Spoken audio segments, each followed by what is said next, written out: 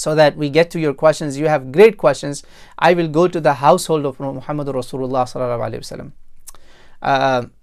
A great companion, a great member of the household of Rasul sallallahu alaihi wasallam, narrator of many beautiful ahadith of Prophet Muhammad sallallahu alaihi wasallam, great grandson of Rasulullah sallallahu alaihi wasallam. His name is Ali ibn Hussein ibn Ali ibn Abi Talib alayhi salam, or his famous name, Muslims name their children after that famous name, is Zainul Abideen.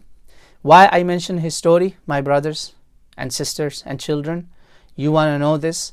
This is the sole survivor of the great massacre that happened to Prophet's family. If this man did not survive, the gene of Prophet ﷺ would not exist in this world today. It would have disappeared, because he is the carrier of Prophet's loin, Prophet's progeny, Prophet's dhurriya in this world. He is the lone survivor from the male heads of the Prophet's family. So this man, young man, when he is known to have done a charity, and by the way, he died very young. He was barely 40-some when some enemies of Islam poisoned him, killed him actually. He's a shaheed, inshallah. But because we're going through this lockdown situation, I want to tell you who this man is. He practically worshipped Allah subhanahu wa ta'ala the way the haqq of worship was, and he practically also did the other part. You know how they say in America, put your money where your mouth is. Yes, he did a lot of sadaqah also, and he used to give such sadaqah that nobody would know that he's giving sadaqah. People would find food right before their doorsteps. Subhanallah. In the middle of the night, somebody's dropping like bags of grain and rice and all that. Do you realize the importance of that kind of charity these days? Today, you look around the situation of the virus, people are putting their pictures on social media. Politicians, big leaders, even sadly sometimes big, sheikhs also going to villages and giving food and taking nice pictures. I am not judging their intentions. Hopefully they are doing it to encourage people.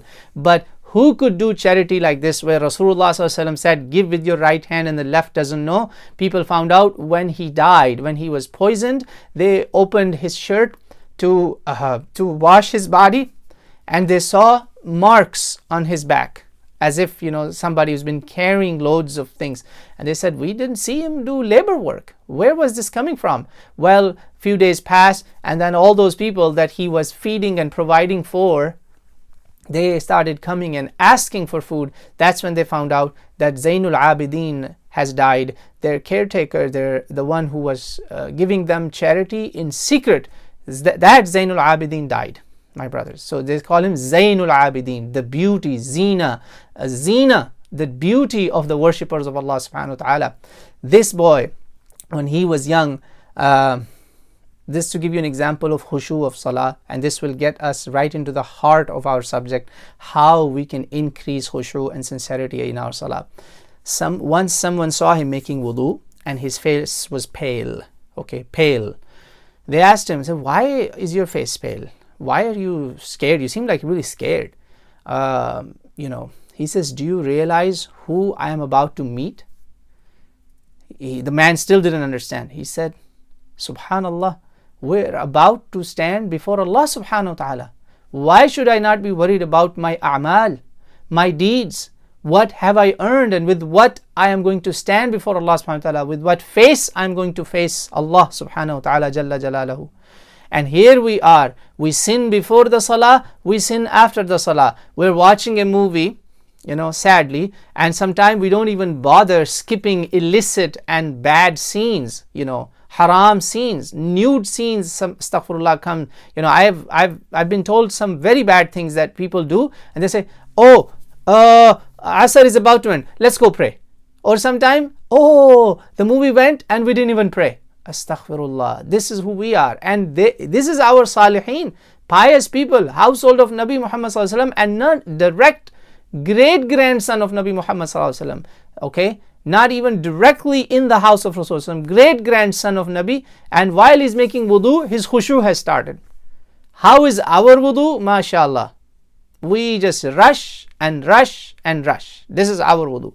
My brothers, yes, if you want to have khushu, have an intention, have it in, it's called psych yourself.